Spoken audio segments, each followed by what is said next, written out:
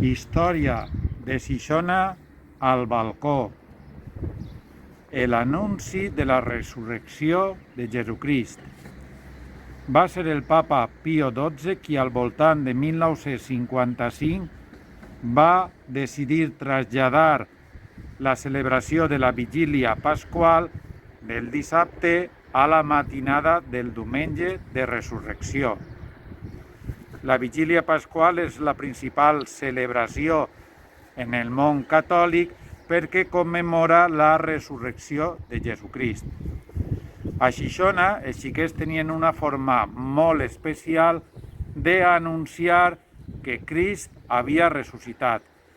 Ens ho conta Amàlia Miquel en el seu llibre Maria Dolores Miquel en la història de Xixona, un llibre de lectura necessària.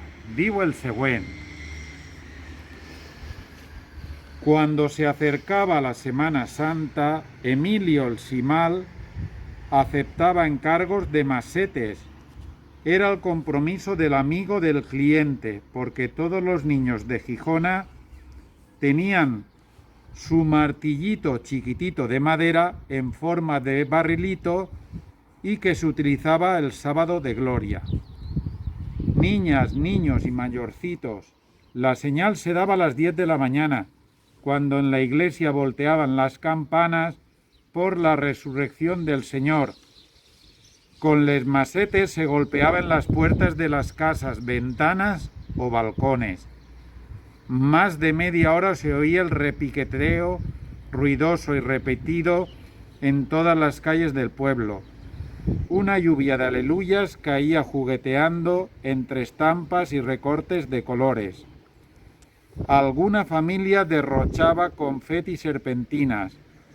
Era una bella escena de color e ilusión para los ojos de los niños que anunciaban la fiesta de la resurrección. I això és tot.